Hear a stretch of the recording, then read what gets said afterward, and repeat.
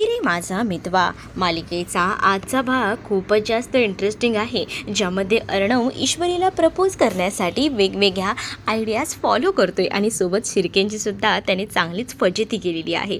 चला तर मग आजच्या भागाला आपण सुरुवात करूया. सगळ्यात आधी आपण पाहतो की मामा जो आहे तो त्याला काही उपदेश देत असतो. म्हणजे मामा सांगत असतो की तुझ्या या प्रेमवर ना तर मला कळतंय की तू प्रेमात आहेस. मग आता हे प्रेम का म्हणून लपवून ठेवलेस? जे काही तुला मनात वाटतं ते एकदाचं बोलून टाक ना. मग एकदा तू बोललास ना तर सगळ्या काही गोष्टी ना एकदम व्यवस्थित होतील. तुझं प्रेम आहे दिसतंय, पण मनात साठवून काय होणार आहे? जे काही आहे ते बोलून मोकळा हो, असं देखील आता सांगितलेलं असतं. आणि त्याचमुळे ना आता अर्णव जो आहे तो आता बघत राहतो. अर्णव मामाला म्हणतो की तू बोलतोयस ते अगदी बरोबर आहे आणि मी त्या सगळ्या गोष्टींचा विचारही करतोय. याही गोष्टी आता सांगितलेल्या असतात. तर दुसरीकडे मात्र आता पाहायला मिळत असतं की म्हणे अर्णवला सांगितलेलं असतं की ह्या सगळ्या काही गोष्टी ज्या आहेत ना त्या अशा साठवून ठेवू नकोस. ज्या काही गोष्टी आहेत त्या बोलून टाक. बोलून टाकल्यावरच तुझं मन हलकं होईल आणि यासाठी कोणताही मुहूर्त वगैरे बघायचा नसतो रे. मनात आलं की बोलून टाकायचं. आणि तू आता कोणत्या क्षणाची वाट बघतोय? जे काही आहे ना ते अखेरीस बोलून टाक, असंही आता सांगितलं जातं. आणि मग एवढ्या सगळ्या गोष्टी जेव्हा आता सांगितल्या जातात ना तेव्हा मात्र आता अर्णव जो आहे तो त्याच्या हातामध्ये ती किसची फ्रेम असते त्याच्याकडे पाहत असतो. आणि त्याला आता सुचत नसतं की ईश्वरीला प्रपोज तर करायचा आहे, पण तो कसा करायचा? त्याच्यासमोर बरीच आव्हानं असतात. म्हणजे कधीच ना त्यांनी असं काही केलेलं नव्हतं. म्हणजे आता ईश्वरीला प्रपोज तर करायचा आहे, पण त्यासाठी नेमकं काय काय करावं लागेल हे काही केलं त्याला आता सुचत नसतं. तर दुसरीकडे मात्र आता पाहायला मिळत असतं की तरी आता सगळीकडे शोध घेत असते. ईश्वरीला इकडे तिकडे बघायचं असतं की नेमकं कुठे असतील ते बाबा. ईश्वरी त्याच शोधामध्ये फिरत असते. आणि तेव्हाच ना ईश्वरी रस्त्यावरून जाताना सगळ्यांनाच मोबाईलमधील फोटो दाखवत असते आणि विचारत असते की तुम्ही तुम्ही ह्यांना पाहिलं आहे का? तुम्ही ह्यांना ओळखता का? असं करून सगळ्यांनाच ती फोटो दाखवत असते. पण कोणीही ओळखत नसतं. आणि त्यामुळेच ना आता समजत नसतं की काय करावं ते. आणि त्यामुळेच आता टेन्शन आलेलं असतं ईश्वरीला. मग ईश्वरीला एक बाबा दिसतात जे की पाठमोरे उभे असतात. मग त्या बाबांना बघितल्यानंतर ईश्वरीला वाटतं की हो, हेच ते बाबा असतील, आपलेवाले बाबा. म्हणूनच मग ती बघायला जाते, पण ते बाबा ते नसतात. आणि त्यामुळेच ना मग आता थोडीफार का होईना ती घाबरते. मग ती विचार करते की काय करावं, कसा शोध घ्यायचा, हे काही केल्या आता तिला समजत नसतं. मग ती आता विचार करत असते की शोध तर घ्यावा लागेल. आणि जेव्हा ती टर्न घेते ना तेव्हा तिच्या मागे ना आता नेमके ते बाबा येऊन हजर असतात. आणि ते बाबा ना खरं तर ज्या काही देणग्या त्यांनी मिळवलेल्या असतात त्या देणग्याच घेऊन तिथपर्यंत आलेले असतात. आणि जेव्हा त्या देणग्या घेऊन ते येतात ना तेव्हा आता त्या देणग्या बघितल्यानंतर समोरचा जो व्यक्ती आहे तो मात्र आता खूप जास्त खुश झालेला असतो. आणि तो म्हणत असतो की एवढं काम केलं आहे, आज एवढ्या देणग्या आणल्या आहेत, खरंच ना कमाल झाली. आणि एवढ्या देणग्या आणल्यामुळे आता मात्र खूपच जास्त आनंद झालेला असतो. आणि हे सगळं काही देवाच्याच मनात आहे. देवानेच या सगळ्या काही गोष्टी घडवून आणल्यात असंही आता म्हटलं जातं. मग दुसरीकडे मात्र आता ईश्वरीला नाही समजत. ईश्वरी उशिरा बघते. ईश्वरीला तो बघेपर्यंत ते तिथून निघून गेलेले असतात.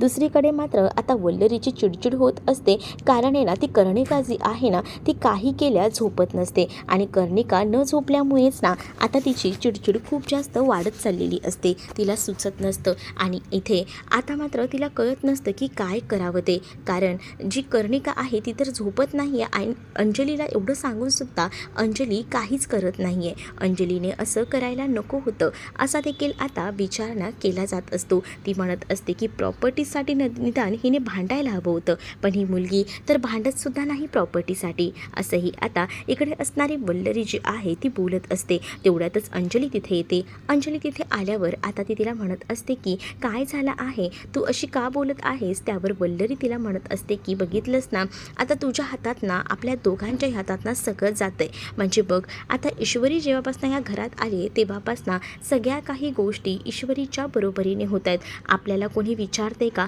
आपल्याला कोणीही विचारत नाही आहे. याचाच अर्थ तुला समजतो आहे का? जेव्हा या घरामध्ये नम्रता येईल ना तेव्हा आपल्या दोघींना कटोरं घेऊन भीकच मागावी लागेल. तेव्हा तर आपल्याला मग किंमतही नसेल या घरात. असंही आता बोललं जात असतं. त्यावेळेला मामी तू हे सगळं का बोलतेस असंही आता विचारलं जातं. त्याच वेळेला आता वल्लरीने अंजलीला तर पेटवून दिलेलं असतं आणि या सगळ्या गोष्टी जेव्हा आता समजतात ना, तेव्हा मात्र आता खूपच जास्त राग खरं तर अंजलीला येत असतो. अंजली रागातच बघत असते. तर दुसरीकडे मात्र आता पाहायला मिळत असतं की अर्णवने अर्जंटमध्ये शिर्केंना बोलवून घेतलेलं असतं. शिर्के जेव्हा तिथे येतात ना, तेव्हा शिर्के आता म्हणत असतात की काय झालं आहे अर्णव सर, तुम्ही अचानक कसं काय बोलवलं. त्याच वेळेला तो म्हणत असतो की मला तुम्हाला हे विचारायचं आहे की जर एखाद्या मुलीला प्रपोज करायचं असेल तर काय करावं लागतं, म्हणजे तुम्ही कधी कोणाच्या प्रेमात पडला आहात का. असं म्हटल्यानंतर शिर्के तर आता म्हणत असतो की सर आता ही गोष्ट तुमच्यापर्यंत येऊन पोचली का. सॉरी सर, सॉरी, माझ्याकडनं तसं काहीच नाही आहे. आता शिर्केचं तर भलतंच सुरू होतं. तर अर्णव म्हणत असतं की काय चाललं आहे तुमचं. त्यावर शिर्के म्हणतात की कामावर ना सगळेजणं मला त्या जुही पुरोहितबद्दल चिडवत असतात, पण माझं आणि तिचं तसं काहीच नाही आहे सर. मग आता अर्णव म्हणतो आता ही जुही पुरोहित कोण. मग अर्णवला आता शिर्के सांगत असतात की जी आपल्या कंपनीत नवीन रुजू झाली आहे ना, त्या मुलीबद्दल मला सगळेजणं चिडवत असतात, पण माझं आणि तिचं तसं काहीच नातं नाही आहे सर, खरंच सांगतोय. मग आता अर्णव म्हणत असतो की मग तुम्ही कधी मुलीच्या प्रेमात पडलात नाही आहे का, मुलीला प्रपोज कसं करायचं काही आयडिया आहेत का तुम्हाला. अर्णव सर तुम्ही हे सगळं मला विचारताय, म्हणजे हे सगळं कॉन्फिडेन्शियल आहे मला कळतंय, पण हे सगळं मी तुला जेवढं विचारलं आहे ना शिर्के, तेवढ्या प्रश्नांची उत्तरं मला हवी आहेत. शिर्के आता एकदमच काय बोलायचं ह्या द्विधा मनस्थितीत असतो, कारण अर्णव जो आहे तो कामाशिवाय इतर कोणत्याही गोष्टी ज्या आहेत त्या अशा कधीच विचारत नव्हता. पण आज जेव्हा अर्णव या सगळ्या गोष्टी बोलत होता ना, तेव्हा शिर्केंच्या तोंडावर सुद्धा 12 वाजलेले होते. त्याच वेळेला अर्णव म्हणतो की तुम्हाला जर सुचत नसेल ना तर एक काम करा, जरा सर्च करा की मुलींना प्रपोज कसं केलं जातं ते. मग आता सांगितल्याबरोबर आता सर्चिंगचा सुरू होत होते. मग आता सर्च केलं जात असतं की मुलींना प्रपोज करण्याच्या आयडिया. त्यामध्ये कॉमन आयडियाज येतात, जसं की मुलींना हॉटेलमध्ये घेऊन जायचं, त्यांना एखादी रिंग द्यायची, त्याचबरोबर बुके द्यायचा आणि त्या मुलीला प्रपोज करायचं. पण अर्णवला या आयडियाला नेहमीसारख्या जुन्या वाटत असतात. अर्णवला स्पेशल अशी नवीन आयडिया हवी असते आणि त्याचमुळे आता अर्णव जो आहे तो म्हणू लागतो की नाही, जरा जरा वेगळं काहीतरी युनिक कन्सेप्ट पाहिजे, तुमच्या डोक्यात काही आहे का. त्यावर आता ते म्हणत असतात की हो माझ्या डोक्यात आहे एक कल्पना, पण त्याच्याबद्दल कसं सांगू तुम्हाला, ते तुम्हाला नाही आवडणार असं देखील आता म्हटलं जातं. मग आता नवीन काय आहे, अजून जरा युनिक आणि डिसेंट काहीतरी पाहिजे, जरा सर्च मारा. मग आता पुन्हा एकदा सर्च केलं जात असतं, पण तरीसुद्धा त्या सर्चिंगमध्ये सुद्धा काहीच सापडत नाही, म्हणजेच नेहमीच तेच. मग आता या सगळ्या गोष्टी नेहमीच्याच आहेत, तर मग आता आपल्याला कशा सगळ्या काही गोष्टी कळतील, म्हणजे प्रपोज करण्याच्या आयडियाज वगैरे. मग दुसरीकडे आता ईश्वरी जी आहे ना, ती मात्र आता एका मोठ्या आश्रमात जाऊन पोचलेली असते, जिथे ह्या सगळ्या साधूंबद्दलची माहिती असते, म्हणजे सगळे साधू एकत्र इथेच जमणारे असतात. मग जेव्हा ईश्वरी आपल्या मोबाईलमधला तो फोटो दाखवते, जो की रमाकांत राजशिर्के यांचा असतो. रमाकांत राजशिर्के यांचा फोटो जेव्हा ती आता दाखवते ना, तेव्हा मात्र तो फोटो बघून ना आता मात्र चकित पडायला झालेलं असतं. हा तर एक मोठा माणूस दिसतोय, पण या माणसाला नाही ओळखत मी, असंही आता म्हटलं जातं. आता तुम्हाला जर आणखीन काही माहिती हवी असेल ना, तर तुम्हाला ती माहिती मिळेल, पण इथे नाही. तुम्हाला ना मी काही इन्फॉर्मेशन देतो, म्हणजे हे तुम्हाला इथे नाही सापडणार, मला बाकी मठांमध्ये सुद्धा माहिती सापडेल. म्हणजे आता काही मठांमध्ये ना चे बाबा काम करत असतात आणि आता एक नवीन मंदिरसुद्धा बनणार आहे. त्या जीर्णोद्धारासाठी काही देणगीचे सुद्धा दान केले जात आहे. मग तुला ना मुंबईच्या मठामध्ये या सगळ्याबद्दलची माहिती मिळू शकते, असं देखील ईश्वरीला तर ते सांगतात. आणि ईश्वरीला जेव्हा या गोष्टी सगळ्या सांगितल्या जातात ना, तेव्हा ईश्वरी म्हणत असते की बरं ठीक आहे, तुम्ही मला त्या सगळ्याबद्दलची माहिती द्या, मी माझ्या परीने या सगळ्याचा शोध घ्यायचं काय ते ठरवते, असं देखील आता म्हटलं जातं. आणि जेव्हा या सगळ्या गोष्टी सांगितल्या जातात ना, तेव्हा मात्र आता ईश्वरी म्हणत असते की हो मी या सगळ्याच्या खरं तर शोधात होतेच, आणि बरं झालं तुम्ही मला तेवढी तरी मदत केली. कारण आता ईश्वरीला जे काही फॉर्म्स वगैरे दिले जातात, त्यामुळे ईश्वरीला आता अजूनच शोधणं डिफिकल्ट झालेलं असतं. ईश्वरीला आधी असं वाटत होतं की आता ईश्वरीला हे कठीण काम वाटत होतं. ईश्वरी म्हणत असते की मला काही झालं तरी त्यांना शोधायला हवं, जेव्हा मी त्यांना शोधेन तेव्हाच तर सगळ्या काही गोष्टी समजतील. पण आता काय करावं समजत नसतं. दुसरीकडे अर्णवचं डोकं काम करत नसतं. अर्णव आता म्हणत असतो की तुम्हाला काही आयडिया सुचत नाही आहेत ना, त्यापेक्षा तुम्ही एक काम करा, तुम्ही ना एक गोष्ट करा, ती म्हणजे आता एक गोष्ट लक्षात घ्या की आता तुम्हाला ना एक आयडिया करायची आहे, ती म्हणजे तुम्हाला जाऊन पहिल्यांदा ना ईश्वरीला विचारायचं आहे मिस इंदौरला कॉल करा आणि तिला विचारा की मुलींना प्रपोज कसं करतात, म्हणजेच प्रपोजच्या आयडिया वगैरे सगळं काही त्यांना विचारा, त्या तुम्हाला नक्कीच या सगळ्यात मदत करतील. त्यावर मात्र काय इंदुरी मॅडम ना म्हणजे म्हणजे तुमच्या ईश्वरी मॅडम ना, असं आता शिर्के गोंधळून बोलत असतो. शिर्केना कळत नसतं. मग शिर्केला अर्णव बोलतो की हो, तिला विचारा मुलींना प्रपोज केलेलं कसं आवडतं, मग तुम्ही सांगू शकता की तुम्हाला एखादा कोणाला तरी प्रपोज करायचं आहे असं. मग त्यावर मात्र शिर्के अर्णवला म्हणतात की सर तुम्ही हे काय बोलताय सर, कोणत्या नवीन संकटात टाकताय हो मला, प्लीज हो सर, तुम्ही मला ना काहीतरी झालं तरी सुट्ट्या देऊ नका, पैसे देऊ नका, काही कट करा माझं, पण प्लीज प्लीज असं सगळं काही मला करायला लावू नका, कारण मला हे सगळं काही करायला लावलं ना तुम्ही तर मला टेन्शन येतं, माझे हातपाय कापू लागतात, प्लीज सर प्लीज अशी काहीच कामं मला सांगू नका, असंही आता अर्णवला ते म्हणत असतात. त्यावर अर्णव म्हणतो की खरंच ना तुमच्यानी ना तर काहीच शक्य नाही आहे, आता मलाच काहीतरी करावं लागेल. आणि असं बोलूनच ना आता अर्णवने ठरवलेलं असतं की चला आता आपल्यालाच काहीतरी पावलं उचलावी लागतील आणि स्वतःच तो आता ठरवतो की ईश्वरीला कॉल करायचा. ईश्वरी इथे त्या बाबांच्या शोधात असतेच, त्यातच ईश्वरीला आता कॉल आलेला असतो. ईश्वरीला अचानक अर्णवचा कॉल आल्यावर ईश्वरी चकित होते. अर्णव आधी ईश्वरीला विचारतो की तू कुठे आहेस. त्यावर ईश्वरी म्हणते की काही नाही, माझा जरा हात दुखत होता ना म्हणून मी जरा बाहेर आले होते. मग आता अर्णव ईश्वरीवर चिडतो आणि ईश्वरीला म्हणतो की तुझा हात जर दुखत होता तर तू मला का नाही सांगितलं, तुला त्रास होतोय तर आपण डॉक्टरकडे गेलो असतो ना. तर त्यावर ईश्वरी म्हणते की हो मी डॉक्टरकडेच आले होते, पण मी डायरेक्ट डॉक्टरकडे गेले नव्हते, मी आधी आईकडे गेले होते, आईकडूनच मग मी आता डॉक्टरकडे आली आहे, नका काळजी करू, मला आता बरं वाटतंय. असंही आता ईश्वरी खोटं खोटं सांगू लागते.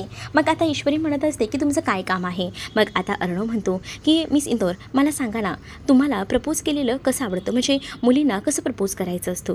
त्यावर ईश्वरी म्हणते की काय काय चाललं आहे तुमचं, नक्की इरादा काय आहे, असं आता अर्णवला ती विचारू लागते. अर्णव म्हणत असतो ईश्वरीला ते काय ना शिर्केना प्रेमात पडले आहेत, त्यामुळे शिर्केना याबद्दलचे डाऊट्स आहेत म्हणून त्यांना विचारायचे आहेत. मग आता ईश्वरी म्हणते काय शिर्के आणि प्रेमात पडलेत, खरंच खरंच ही गोष्ट झाली आहे का. मग त्यावर आता ईश्वरीला अर्णव म्हणतो की हो ते कालच प्रेमात पडले आहेत. त्यावर ईश्वरी म्हणते की काल प्रेमात पडलेत आणि आज प्रपोज करायचं आहे, म्हणजे नक्कीच ना त्या मुलीचा मार खातील. मग आता इथे शिर्केसुद्धा ऑकवर्ड झालेले असतात. शिर्केना उगाचच नाही या सगळ्यामध्ये अर्णवने चांगलंच अडकवलेलं असतं. मग आता शिर्केना अर्णव पुढे बोलवतो आणि मग आता बोलायला सांगतो. मग त्याच वेळेला शिर्के म्हणत असतात की मॅडम नाही म्हणजे काल नाही त्या आधी जुन्या आधी पडलं होतं प्रेमात, असंही आता कसं कसं तो सांगू लागतो. आणि जेव्हा ते असं काही म्हणतात ना तेव्हा मात्र आता दुसरीकडे जी ईश्वरी आहे ती म्हणत असते की ठीक आहे, जर तुम्ही प्रेमात आधी पडला असाल तर अर्णव म्हणतो अगं 1 वर्ष आधी ते प्रेमात पडले आहेत, पण त्यांना रिअलाईज आता झालं आहे आणि म्हणूनच ते प्रपोजची आयडिया विचारतात, तेवढं सांग. मग आता ईश्वरी म्हणत असते की हो हो मी सांगते. मग आता ईश्वरी सांगायला सुरुवात करते. त्यामध्ये ईश्वरीची लिस्ट सुरू होते. त्यामध्ये ईश्वरी म्हणत असते की मुलींना बघा एका मोठ्या 5 स्टार हॉटेलमध्ये छान बुके वगैरे या सगळ्या काही गोष्टी हे सगळं दिल्यानंतर मुली खुश होतात, पण असं नाही करायचं आहे असंही आता म्हटलं जातं. मग नेमकं काय करायचं आहे असंही आता विचारलं जातं. ईश्वरी तुला जे काही विचारलं ना तेवढं सांग, ज्या काही गोष्टी करायच्या नाही आहेत ना त्या उगाच सांगू नको, असं देखील अर्णव आता तिला बोलत असतो. अर्णव आता ईश्वरीला ज्या काही गोष्टी बोलतो त्यावेळेला ईश्वरी म्हणत असते की अर्णव सर प्रपोज म्हणजे कसं असतं ना की एखाद्याला फक्त नजरेनेच समजायला हवं, म्हणजे समोरच्याच्या डोळ्यात बघितल्यानंतर आपल्याला कळतं की आपलं प्रेम आहे या व्यक्तीवर, मग त्यासाठी आपण काही देखील करतो. आणि जर प्रपोजच करायचं असेल ना तर ते असे मोठमोठे बुके चॉकलेट्स आणि या सगळ्या गोष्टी. मग आता अर्णव म्हणतो हां हे सगळं द्यायचं असतं का. ईश्वरी म्हणते या सगळ्याची गरज नसते अर्णव सर, साधं एक गुलाबाचं फूल हातात हात घेऊन जरी आपलं मनातलं प्रेम व्यक्त केलं ना तरीसुद्धा जे आपलं प्रेम आहे ते समोरच्या व्यक्तीला समजतं. आता ईश्वरीने हे साधं आणि सोपं उदाहरण सांगितल्यामुळे अर्णव तर आता एकदमच चकित झालेला असतो की काय बोलावं ह्या मुलीला. म्हणजे अर्णवने ना खरं तर ईश्वरीला वाटलेल्या फिलिंग्स ज्या आहेत त्या जाणून घेतलेल्या असतात की ईश्वरीला प्रपोज कसं करायला आवडेल आणि त्याने फक्त शिर्केचं कारण मात्र दिलेलं असतं. मग आता ईश्वरीला जेव्हा या सगळ्या काही गोष्टी कळतात तेव्हा ईश्वरी म्हणत असते की झालं आहे का अर्णव सर, का अजून काही विचारायचं आहे तुम्हाला. असं म्हटल्यानंतर अर्णव म्हणतो की हो हो झालं आहे, एवढंच विचारायचं होतं. आणि मग आता तू कधी येतेस घरी. त्यावर ईश्वरी म्हणते की येते मी घरी, नका एवढं विचारत बसू, येते म्हटलं ना मी, असं देखील आता ईश्वरी अर्णवला सांगू लागते. ईश्वरीने अर्णवला या सगळ्या काही गोष्टी सांगितल्यानंतर आता अर्णवसुद्धा खुश होतो आणि अर्णवला आता बऱ्याच गोष्टी रिअलाईज होतात की प्रपोज कसा करायचा आहे याबद्दलच्या आयडियासुद्धा त्याच्या डोक्यामध्ये फिट होतात. त्यामुळे आता तो ह्या सगळ्याबद्दल पुढे पाऊल टाकायचं ठरवत असतो, कारण त्याला काही झालं तरी ईश्वरीला प्रपोज करायचं असतं. आणि यासाठी त्याची आता पूर्ण धांदल सुरू असते. तर दुसरीकडे मात्र आता पाहायला मिळत असतं की ईश्वरीला प्रपोज मारण्यासाठी गुलाबाच्या पाकळ्या आणि या सगळ्याचं आयोजन त्यांनी करायचं ठरवलेलं असतं. कारण ईश्वरीला जर या सगळ्या काही गोष्टी आवडत असतील तर ईश्वरीच्या मनासारखं करायला हवं. म्हणूनच आता अर्णवने या सगळ्यात शिर्केला मात्र बकराक केलेलं असतं. बिचारा शिर्केची या सगळ्यामध्ये त्यांनी फजिती केलेली असते. जे काम शिर्केने कधीच केलेलं नव्हतं ते काम आज अर्णवमुळे करावं लागत असतं. आणि त्यामुळेच अर्णवची सुद्धा खूप जास्त भांबेरी उडालेली असते. त्याला आता ईश्वरीला आजच्याच प्रपोज करायचं असतं. कारण मामाने सांगितलेलं असतं की ज्या काही गोष्टी आहेत, मनामध्ये भावना आहेत, त्या व्यक्त करून टाकायच्या, कुठेही बांधून ठेवायचं नाही आणि कुठेही या सगळ्यामध्ये थळ आणायचा नाही. या सगळ्या काही गोष्टी आता सांगितल्यानंतर एव्हा आता अर्णव जो आहे तो मात्र या सगळ्या गोष्टी लक्षात ठेवतो आणि मग त्याला लक्षात येतं की ईश्वरीला प्रपोज करण्यासाठी आपल्याला काहीतरी भारी असं करावं लागेल. म्हणजे त्याच त्या गुलाबांच्या पाकळ्या जसं ईश्वरीला प्रपोज केलेलं आवडतं अगदी तशाच गोष्टी आपण करूया असंही आता ठरलेलं असतं. आणि मग जेव्हा या सगळ्या काही गोष्टी ठरतात ना तेव्हा मात्र आता पुढचं प्लॅनिंग होत असतं. मग आता कसं सगळं काही करायचं, मग यासाठी ने सगळं प्लॅनिंग केलेलं असतं. पण ईश्वरीला पुढे आता विचार करायचा असतो की कसं सगळं काही हँडल करायचं आहे. म्हणजेच आता अर्णव जो आहे तो विचार करत असतो, पण ईश्वरीला आता काही झालं तरीसुद्धा अर्णवच्या बाबांना शोधायचं आहे. अर्णवच्या बाबांना शोधण्यासाठी आता तिचे सगळे काही प्रयत्न जे आहेत ते मात्र आता सुरू असतात. अर्णवच्या बाबांना शोधण्यासाठी ती काही करायला तयार असते. दुसरीकडे अर्णवने शिर्केंना कामाला लावलेलं असतं. कारण ज्या ज्या काही गोष्टी हव्या आहेत त्या गोष्टी सगळ्या शिर्केला नियोजन करायला सांगितलेल्या असतात. पण आता अर्णव मनातून खूप जास्त खुश असतो. कारण त्याने आता प्रपोज करायचं हे तर एकदमच लक्षात ठेवलेलं असतं आणि त्याचसाठी तो खुश असतो. दुसरीकडे आकाश जो आहे तो नम्रतासाठी बुके घेऊन आलेला असतो आणि नम्रताला बुके घेऊन तो शुभेच्छा देतो. नम्रता म्हणत असते की आज अचानक मला बुके वगैरे. त्यावर आकाश नम्रताला म्हणत असतो की ते काय आहे ना, मला असं वाटलं की तुला छान असं सरप्राईज द्यावं आणि म्हणूनच तुझ्यासाठी हा बुके आणलेला आहे. ते काय आहे ना, मी आजीसाठी, आज आजीचा बड्डे होता ना तेव्हा आजीसाठी सुद्धा बुके घेतला. मग म्हटलं तुलाही थोडं खुश करावं, तुझ्या चेहऱ्यावरची ही स्माईल बघायची होती आणि त्याचसाठी मी हे सगळं काही केलं असं देखील आता आकाश जो आहे तो म्हणत असतो. आकाश जेव्हा या सगळ्या काही गोष्टी बोलतो तेव्हा मात्र आता नम्रताही खुश झालेली असते. आणि मग नंतर नम्रता जी आहे ती मात्र नम्रताला हे सरप्राईज आवडलेलं असतं. आकाशही थोडा रोमॅन्टिक झालेला असतो. आकाश आता म्हणत असतो की तुझी ही स्माईल बघण्यासाठी इथपर्यंत आलो तुला हा बुके घेऊन. त्यानंतर आकाशला नम्रता म्हणत असते की मला ना खरंच कळत नाही आहे तुम्हाला एवढं सगळं हे आवडलं आहे का. आणि त्याचबरोबर आता आकाश आणि नम्रता एकरूप झालेले असतात.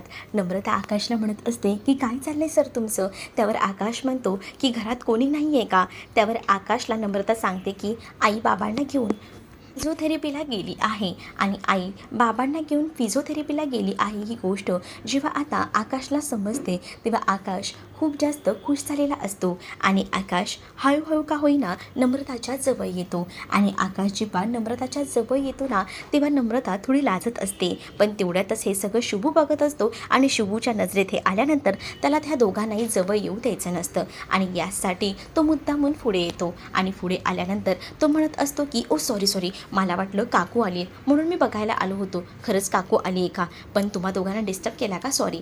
मग आता अरे आलाच आहे तो तर काहीतरी बनव ना, कॉफी वगैरे. मग त्यापेक्षा मी शिकंजी बनवते असंही नम्रता म्हणते. मग नम्रता म्हणते की तुम्ही दोघं बोला तोपर्यंत मी शिकंजी बनवून आणते. मग खरं तर आकाशला ना नम्रतासोबत एकांत वेळ हवा असतो, पण या शुभूमुळे ते शक्य नसतं. त्याला आधी वाटत असतं की घरात कोणी नसेल त्यामुळे तरी निदान आपल्याला एकांत भेटेल, पण हे सगळं काही शक्य नसतं. या सगळ्या गोष्टी जेव्हा आता समोर येतात ना तेव्हा मात्र आता तो शुभू तिथेच उभा असतो. तर आकाश त्या शुभूला सांगत असतो की तुझं काम असेल ना खूप जास्त. तर तो म्हणतो की हो खूप काम आहे माझं, काय सांगू तुला.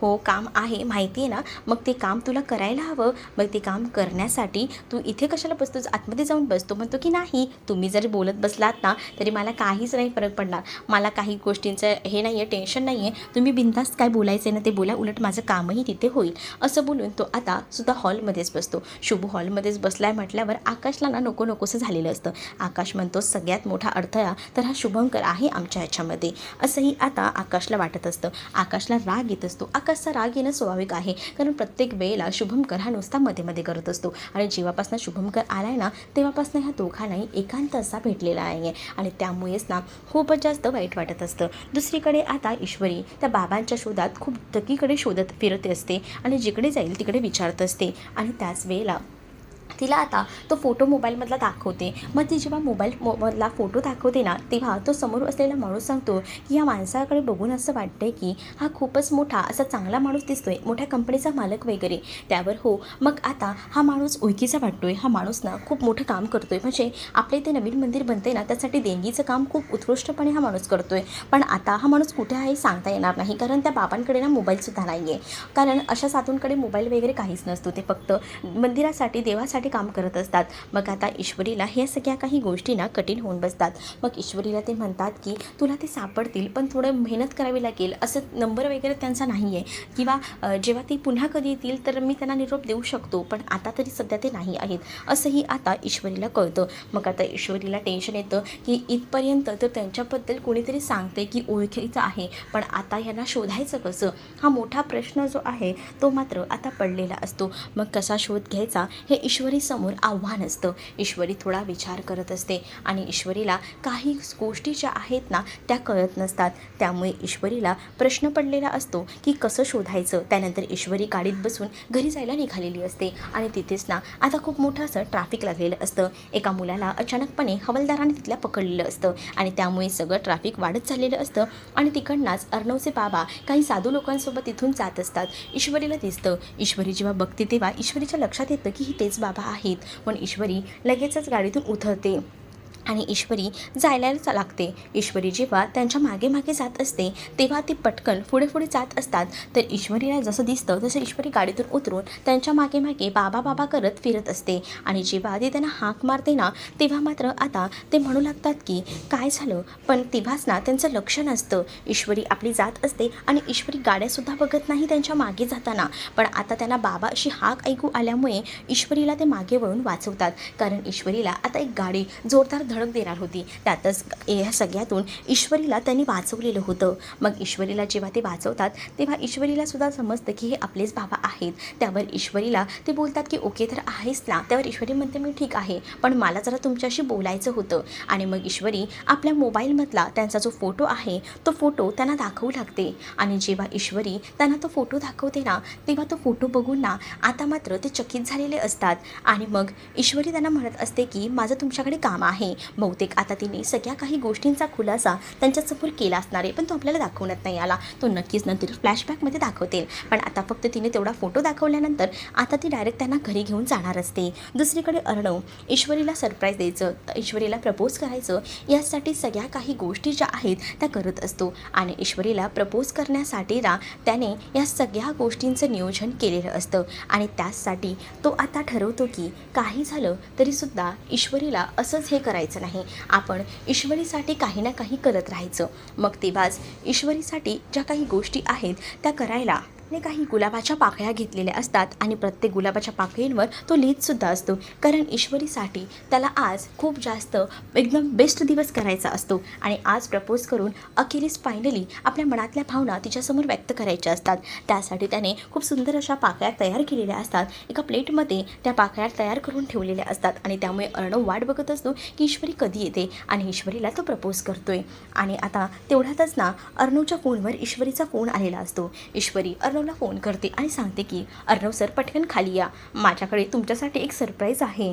त्यावर अर्णव देखील आता ईश्वरीला म्हणतो की हो, माझ्याकडे सुद्धा तुझ्यासाठी एक सरप्राईज आहे. अर्णवला प्रपोज करायचं असतं आणि म्हणूनच अर्णवसुद्धा हे सगळं बोलतो. मग आता ईश्वरी जी आहे ती आता खालीच ऑलरेडी आलेली असते आणि सोबत तिने येताना बाबांना आणलेलं असतं. मग आता अर्णव धावत पळत जातो, त्या सगळ्या पाकळ्या एका प्लेटमध्ये घेतो आणि त्या पाकळ्या डायरेक्टली जाऊन ईश्वरीच्या अंगावर त्याला उधळून आपल्या प्रेमाची कबुली द्यायची असते आणि म्हणूनच आता त्या सगळ्या पाकळ्या ज्या आहेत त्या भरतो प्लेट्समध्ये. आणि तो खुश होऊन ती प्लेट घेऊन खाली जात असतो. खाली जाऊन तो दरवाजा उघडतो. तेच दारावर आता बाबा आणि ईश्वरी असतात. पण अर्णवलाही माहीत नाही. अर्णवला वाटतं फक्त ईश्वरी आहे आणि म्हणूनच फुलांच्या पाकळ्यांचा वर्षाव त्याने त्याच्यावर केलेला असतो. आणि तेव्हाच ना ते बाबासुद्धा चकित होतात.